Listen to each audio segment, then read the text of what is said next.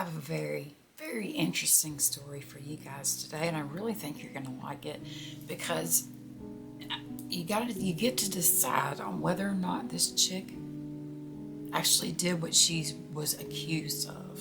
Okay, we're gonna start from the beginning and go all the way to the end. I found so many shocking things in this one. It was absolutely insane.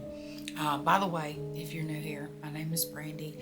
I do dark history on witches, vampires, werewolves, poisoners, all those kinds of hidden stories that people don't get to hear or see every day. And so while I do that, I put makeup on my face. If you want to know what I use, I'll list it down below in the description. But other than that, yeah, that's what we do here. So if that sounds awesome to you, please subscribe. I'm just trying to get to 500. That would just be awesome. But today we're going to be talking about Florence Maybrick, okay, and whether or not she was actually rightfully convicted or not. And this story gets pretty wild, so let's go ahead and get the party started. So Florence Maybrick was born September 3rd, 1862. She was actually born Florence Elizabeth Chandler. Okay, so her maiden name was Chandler. She was born in Mobile, Alabama. Yeah, which I thought was pretty cool because that's, I'm from that area. And I think that's really neat. I just thought that was really cool about this case. I was like, oh, Mobile, what's up? You know what I mean? But anyways, she was born to her parents who her dad was a banker, and so she definitely grew up with a lot of money. There was no issues with money whatsoever. Her dad's name was William George Chandler. He was actually once the mayor of Mobile at one point. They lived in this huge house.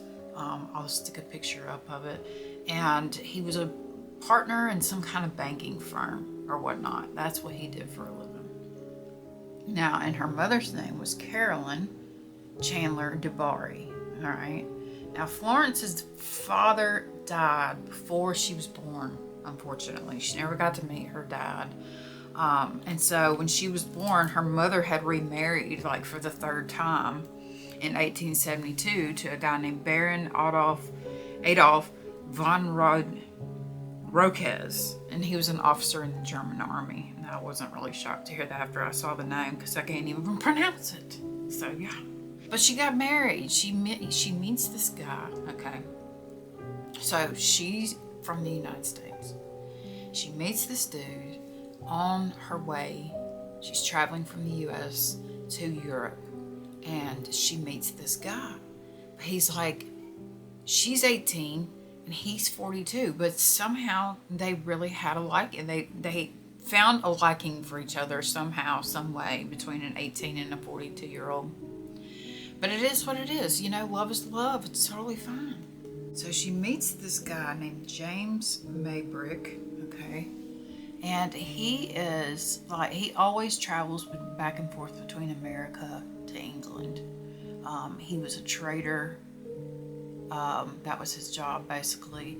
And he was a cotton merchant as well. So he was always on the seas. And on this certain voyage, he met Florence, okay? And everybody on board was kind of like, on the, ship was like, I'm not really understanding what she's seeing in him, but hey, it's her life. It is what it is. They were amused and they were confused at the same time, but hey, he was 23 years older than him.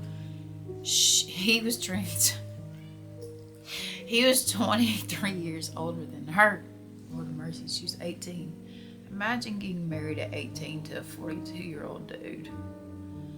I mean, I'm just saying, that's a large gap, like even generational wise.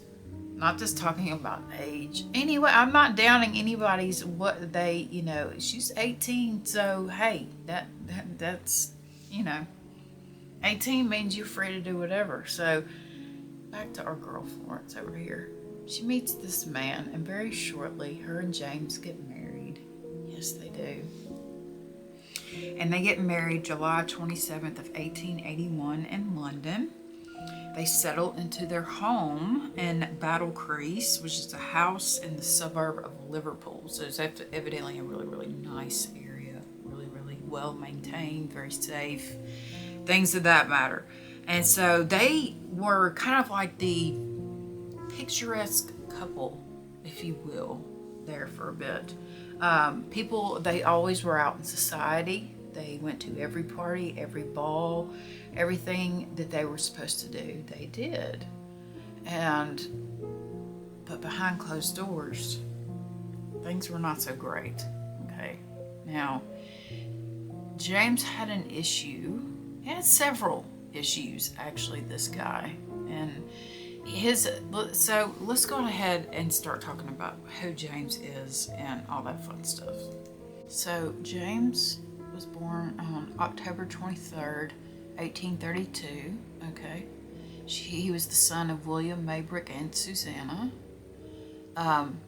He was a hypochondriac. He always thought that he was sick. He always thought that there was something wrong with him. And so he would take all these different kinds of medications and things like that, these tonics or whatever. And we all know that during this time, there were some serious chemicals on the market that were used, like cosmetically, and things of that nature, like arsenic and strychnine. And these are all things that you could just get over the counter at this time. And yeah, we're talking about poison today. He also had another fault. He had a lot of mistresses. Okay, and this is important, very, very important. Please remember, this man had a lot of mistresses. Okay, so many that one of them had 5 of his kids. 5 of his kids, had 5 of his kids. Imagine being married to somebody that has 5 kids with somebody else. But keep it in mind, because it becomes very, very, very, very important later. So the man's a hypochondriac. We gotta go over that first, because let me tell you, he would take all kinds of medicines. It includes arsenic, strychnine, cyanide, henbane, and morphine.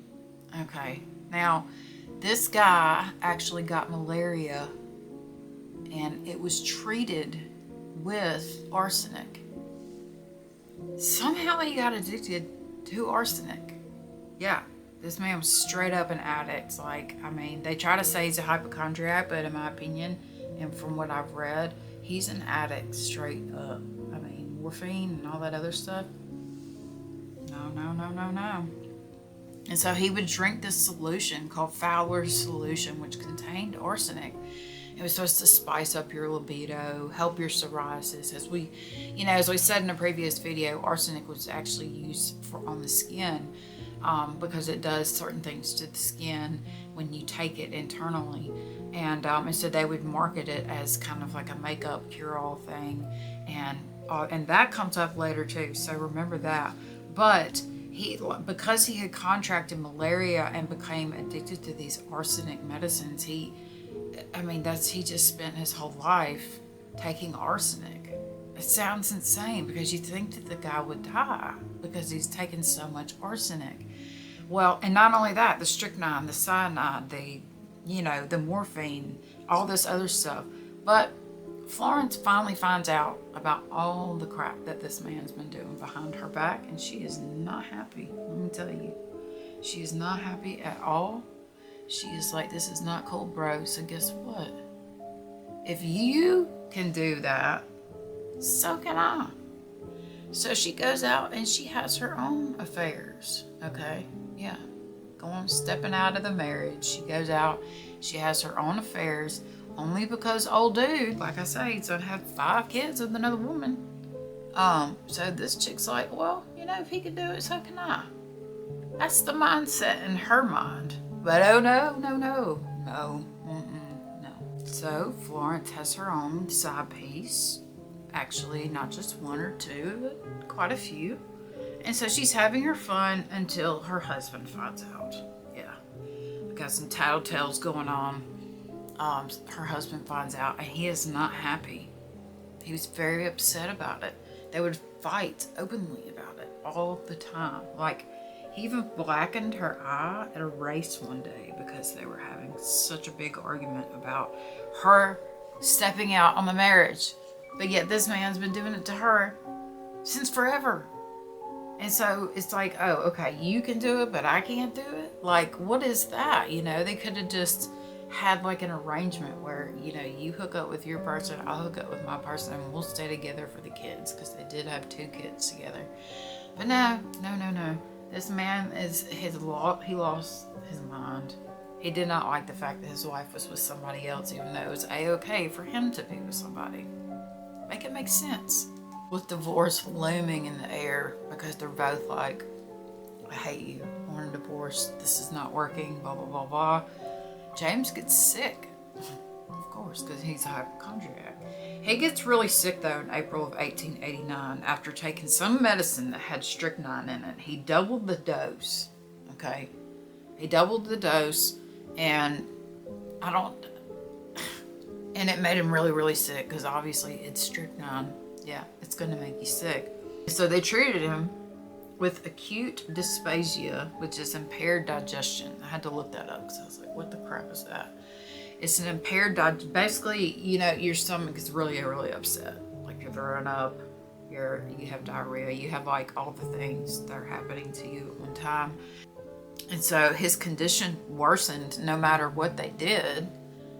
And he ended up passing away on May 11th of 1889. So on May 8th, before he passes on May 8th, all this right now, before he passes on May 8th, she writes a letter to the lover that her husband had found out about. Now, this nanny named Alice Yap, yeah, her last name is very fitting. She did not like Florence. She hated Florence, as a matter of fact. And so she intercepted the letters, and she would give them to James's brother. Okay. But his name was Edwin, and he was staying at the house with Florence. And he was also having an affair with her. So Edwin passes the letters on to another brother, Michael, who hated Florence too, as a matter of fact. All these people don't like Florence. I don't know why. They just don't. I guess because she's having these affairs, but even though it's okay for him, but it's not okay for her. Michael's orders, after receiving these letters and things like that, they're like, okay, you're on house arrest because you are acting like the mistress of this castle or whatever, and you're not supposed to be like that. Point blank, period. So the brothers, they want the body examined, okay, after he passes away. They're like, we want to know what he died from, which is very confusing to me, because if they're his brothers, they know that he's a hypochondriac and that he is also an addict, and so he'll pretty much drink anything that's sitting in front of him. I mean, that's the way I read the guy. That's just me, though. You know, I could be wrong. Order this autopsy on him, and they find arsenic in his system, of course, but it wasn't enough to kill him. No, it was not. Surprisingly, it was not enough to kill this man. And a nurse reported, okay, even though they found traces of arsenic, it was not enough to be fatal. Now, a nurse reported that Florence messed with a bottle of juice, this meat juice, okay, that had arsenic in it. And afterward, like, they found inside of it like maybe half of a grain of arsenic inside this drink. And so they said that, but she said he never drank it. Like, he asked her to make this drink and put some arsenic in it and gave it to him, but he never drank it. Okay, that's important to remember. But she also soaked wallpaper, as we said in previous videos. They used wallpaper back then. They used arsenic in wallpaper. So she soaked some wallpaper into water to extract the arsenic. And basically, they're trying to say that that was how she poisoned him, but she was actually doing that so that she could make some makeup, is basically what she was saying, which is plausible, because arsenic was used in makeup back then, because supposedly it was good for your skin, they thought. And so that's a plausible thing. And he didn't die of arsenic. So how did this guy pass away? So the police decide to investigate, obviously, because they're like, what is going on here? Did this man die from arsenic, or did he die from, something else? And they found a chemist who had been prescribing arsenic to James, okay? And the arsenic that they found in his home was enough to kill 50 people. So if you ask me, the chemist that was prescribing this medicine is the one to blame in this instance, but that's just, I don't know. I feel like I'm jumping ahead. It wasn't the fact that arsenic might have killed this man. We don't know for sure what killed this man, to be honest with you guys, because he took so many medications and because he was such supposedly a hypochondriac, but he was also an addict. Despite all of that, they still decided that she was guilty. And you know why they said that Florence was guilty? Was because she was having affairs. Now, back then, having an affair on your husband, you were basically looked at like you murdered somebody, like straight up. That's exactly what they think. Like those two were synonymous with each other. All right, make it make sense. But yeah, so if you cheated on your husband, that was basically like, you know, a charge of murder. And so they take her in and they put her on trial. And even though there's no freaking evidence, not even a shred of evidence that he died of arsenic poisoning, his body was probably so accustomed to arsenic, that's probably why he did not die. But I'm just saying, like, how they could not, there was no physical evidence saying that she did this to her husband, is basically what I'm saying. And so, but they decided, guess what? Guilty, you know. Now, you think the story would end there because they sentenced her to hang. But no, it doesn't end there, no, because the public went nuts. Like, from both sides of the Atlantic on the newspaper, they were just going crazy about how this woman is about to be sentenced to death for something that she did not do, point blank, period. She was sentenced to hang on August 7th of 1889, but once, like I say, once it hit the papers, the kind of courts and the higher up system was like, oh crap, you know, maybe we should take another look at this because maybe we got this wrong. You know what I mean? And there's always a possibility of that.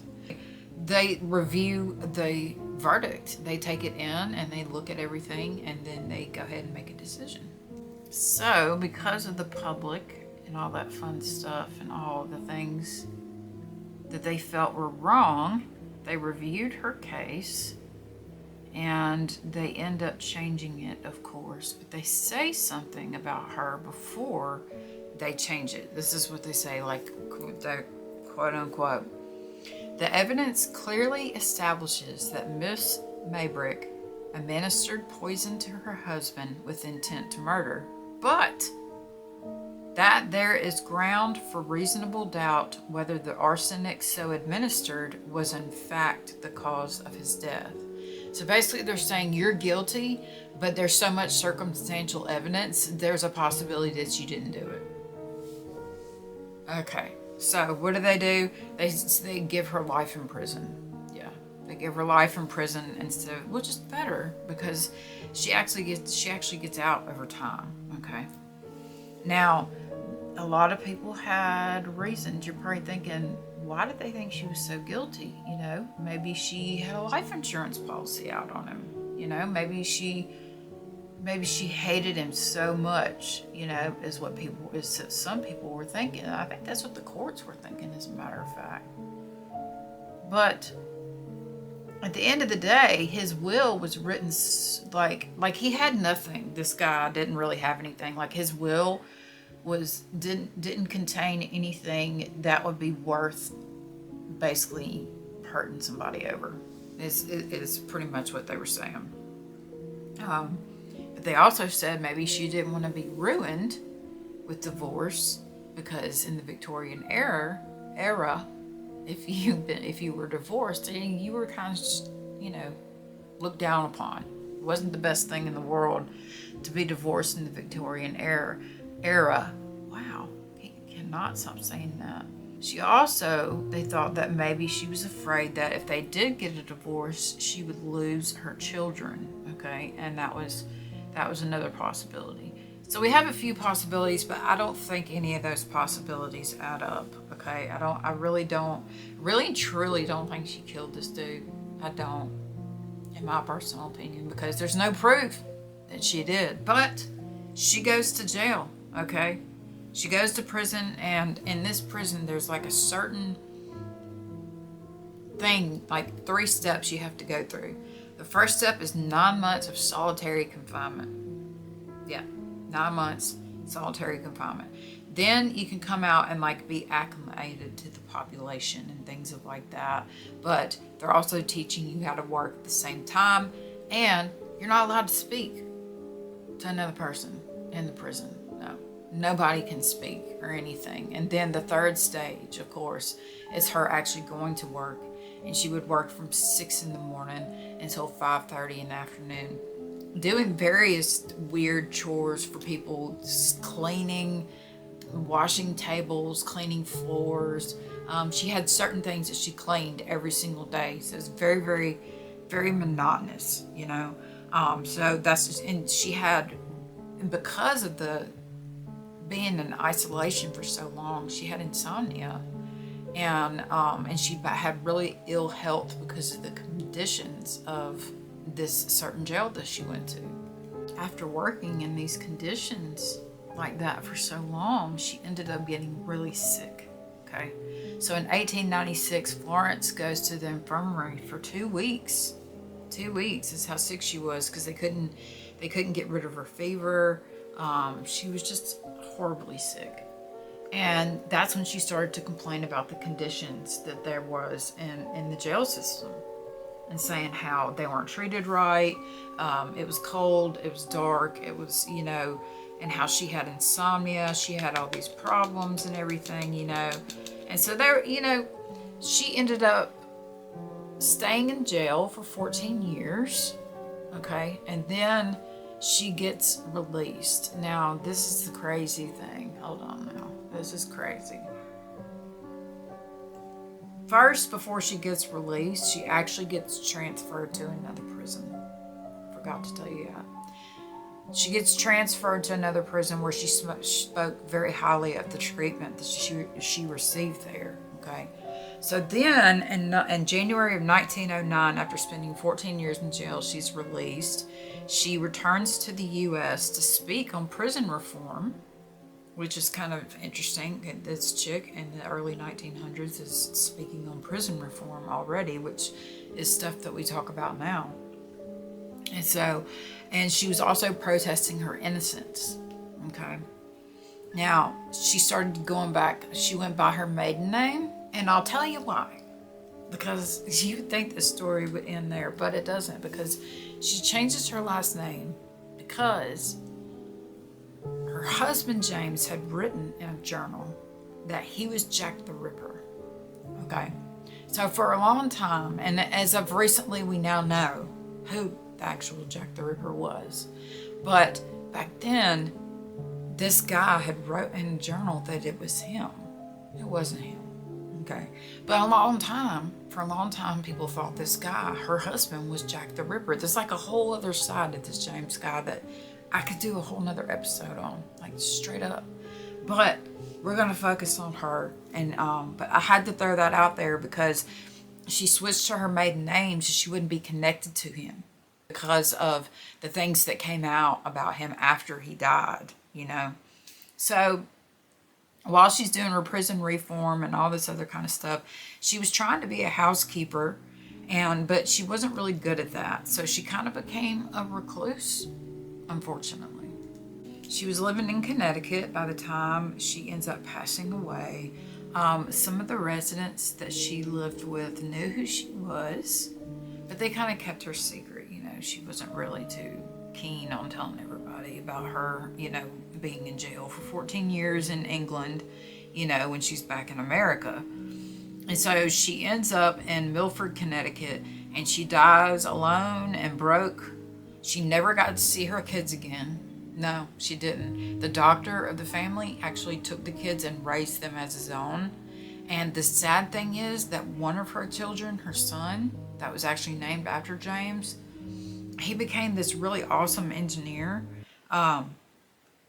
He became a mining engineer, but he died of accidental poisoning when he drank liquid cyanide thinking that it was water. Imagine not seeing your kids and then you have to hear that. You have to hear that that happened. Like, what in the world? That's so awful. You know what I mean? So awful. So she never sees her kids again. She dies all alone with a bunch of cats October 23rd of 1941. Now, her obituary was put on the front page of the New York Times, let me tell you.